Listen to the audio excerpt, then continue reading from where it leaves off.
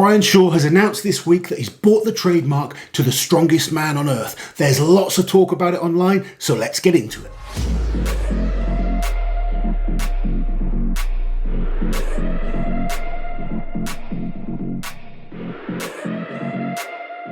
So this has all come about this week. There was a video on Brian Shaw's channel where he had an interview with Paul Ohl. Now, Paul Ohl was one of the original people on the committee, the creators of Fortissimus. Yes. Huge competition back in 2008 and 2009. It was an amazing competition, to be honest. Derek Poundstone winning the first one, and then Zdrunas Savickas winning the second. Unfortunately, they were the only two shows that took place. But huge competition, and as part of Fortissimus, they gave the title of strongest man on earth. They were trying to bring all the best strongmen together for a huge competition.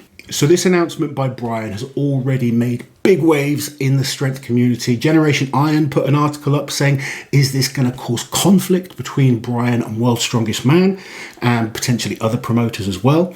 And I know you've kind of delved into the internet and seen what people have been saying. It's really funny because I've been involved in the sport for so long now that I've seen so many variations of world's strongest titles. Yeah, of course. And my kind of honest opinion is that I always think the more big shows that there are for athletes to compete in, the better. The more chances for athletes to win prize money, the more chances for people to see the sport and kind of see how amazing these athletes are, what we do, etc. And I don't think much beyond that.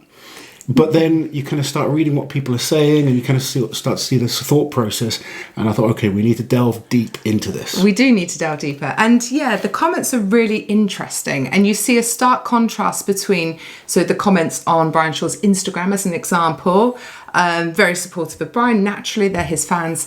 Very scathing of the world's strongest man, which we'll dive into a bit deeper later. But I also went on Reddit, and I know Reddit gets a bad rap. Reddit's an interesting place to go. It is.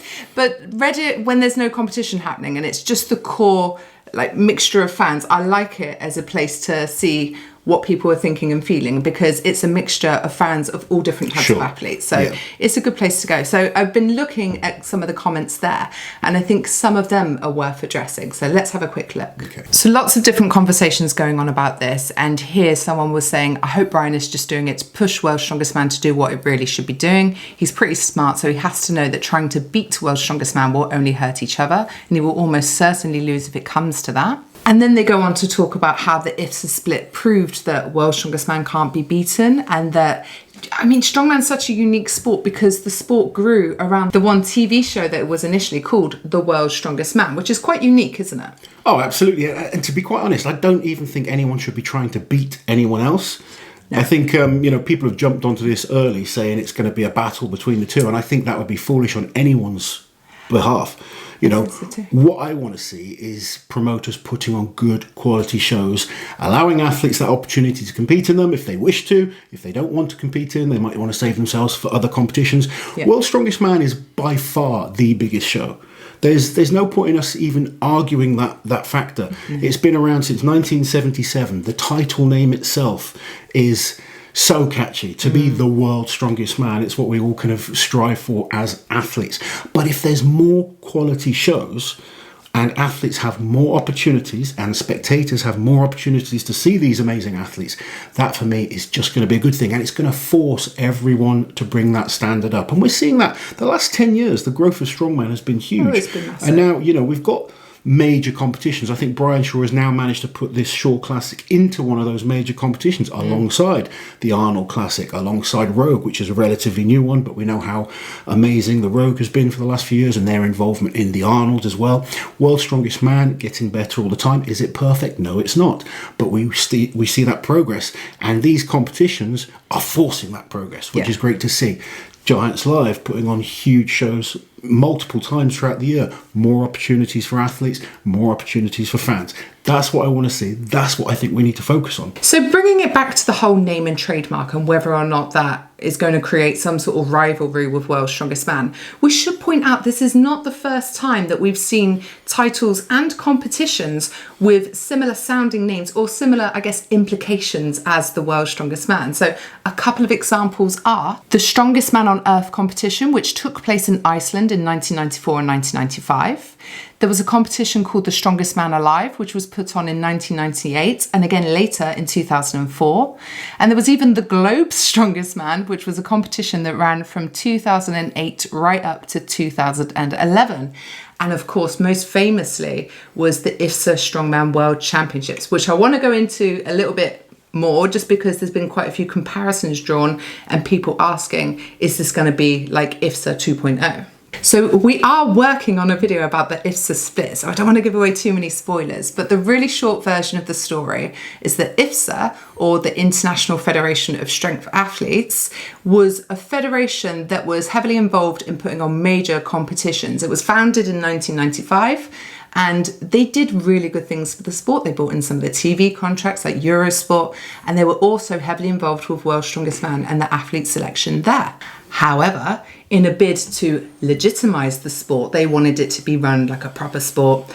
They split off from the World's Strongest Man and they signed their athletes to exclusive contracts, offering big money, like really big money at the time, 150 grand prize pots, which, you know, they weren't seeing anywhere else at the time. So naturally, pretty much all of the top athletes signed with IFSA, the one exception being Mariusz Pudzianowski, who wanted to compete wherever and whenever he felt like it. Yeah. But of course, the model wasn't sustainable. The money just didn't come in like it was supposed to, and IFSA essentially failed. Now, Mitch Hooper touched upon this in his video that he posted yesterday about one of his concerns being that athletes would be forced to choose between something like the Shore Classic with its, you know, title that it gives now and the World's Strongest Man. But I honestly do not see that happening. Now, World's Strongest Man during the IFSA split, they never made anyone be exclusive. People were welcome. A lot of people think that they did, but it was actually IFSA that were getting athletes to sign the exclusivity rights. Yeah, World's Strongest Man just kind of carried on as it was, to be honest, and just sort of selected from the next pool down of athletes, which might sound really unfair to the guys that competed during that era, but it's the honest truth. Now, Brian will have seen that. Obviously, he was just coming in around that time during the split, but it doesn't benefit anyone, does it? Like, no, it sends the sport backwards if we get to that phase. Yeah. You know, if promoters do start doing that, the sport goes backwards. Unless you've got, you know, a huge amount of money that could never run out, and a sustainable business model. It's just the stupidest thing to do, because you're looking at one competition essentially at the moment. Even if it's a multiple, you know, competitions, athletes need that opportunity to go and earn money. And we're in probably the best generation ever for athletes being able to earn a living to do this sport. Absolutely. And if IFSA couldn't make it work then, no one would be able to make an exclusive contract work now, because there's so many more opportunities for the guys now with the likes of Rogue and the Arnolds and all the sponsorship opportunities that come with it too. And it's really interesting because Paul Old, when Fortissimus was created, it was actually during the IFSA split. And a lot of the idea around it was that they wanted to bring the sport back together again and those athletes back together, because we weren't getting to see them all compete in the biggest competitions. So Fortissimus was born 10 events, I believe it was, and it was a brutal competition and really very similar actually in format to the Shore Classic. So it's quite fitting, I guess, that Brian has made this deal with Paul. Yeah, absolutely. And I think as a one-off show, the Shore Classic is just growing every year. It's been good to see. I mean, you know, we've enjoyed watching it. I like the way Brian runs the show. I like the multiple event selection that he does, 4 events on each day. 8 events is a great amount to really decide who is the best at a competition. I've always said 4 or 5 events. It's easy for kind of one of the lower type athletes to kind of have a good day, or to favour an athlete, if you like. Whereas when you've got a multitude of different events, it's very, very difficult to hide. So I really like that side of the Shore Classic. So I guess coming back to some of the comments about, yes, can't wait for the Shore Classic to take down World's Strongest Man, like, that's in no one's interest. When you think about it, most of us, our first exposure to strongman was via the World's Strongest Man. And even now, you know, in this day and age where it's massively changed how people watch TV and consume content, World's Strongest Man still has more engagements than any other strongman competition when you look at TV viewing figures, their social media, etc. Without World's Strongest Man, there would be none of these other competitions. There would be no Eddie Hall, there'd be no Brian Shaw, there'd be no Hafthor, there'd be no Zydrunas, you know, there'd be no Shore Classic, there'd be no Giants Live. So World's Strongest Man despite the fact that we still want things to improve, is the biggest competition that it basically created the sport, which, you know, has been going now since 1977. It missed 1 year in that time, which is incredible.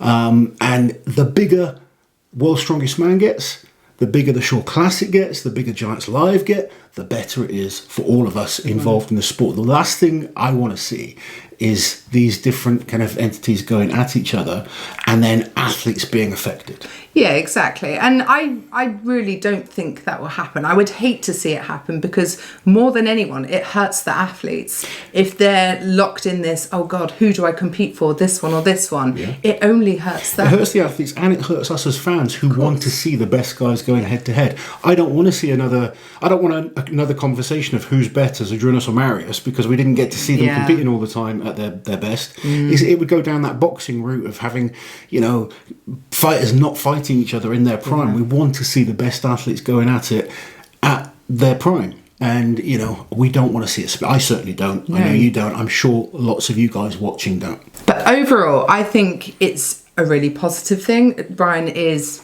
obviously looking to continue to grow the Shaw Classic, which can only be a good thing for the athletes and for the fans. And the sport really is in the best place it's ever been. When you look at the major competitions that we have right now, Rogue Invitational offering up more prize money than we've ever seen. The Arnold Strongman Classic has just been so steady for over 20 years now, steadily offering good prize money. And I really like the Arnolds and the way that they stream for free and all that kind of stuff. Giants Live and also OSG, which is really a grassroots way into the sport. But Giants Live offering athletes 6 or 7 opportunities to earn Giants Live actually offer the most prize money throughout the year out of any of the promoters. Over the course of a 12-month period, because they put on more competitions. And they allow more athletes to get opportunities as well.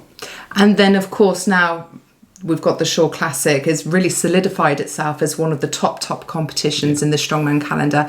But the World's Strongest Man is obviously still a massive title. The Shaw Classic growing shouldn't take anything away from that. If anything, it should really add to it. Absolutely. And, you know, Mitch Hooper winning World's Strongest Man, the recognition he got off the back of that, the kind of growth of his social media platforms and stuff, you know, World's Strongest Man is the launching pad for all of these athletes, for all of these competitions. You know, World's Strongest Man is helping athletes develop their own social media. It does, and it helps them get sponsors and stuff like that as well. And if the Shaw Classic can continue to build and allow athletes to get that promotion and to earn decent money, I think that's a great thing.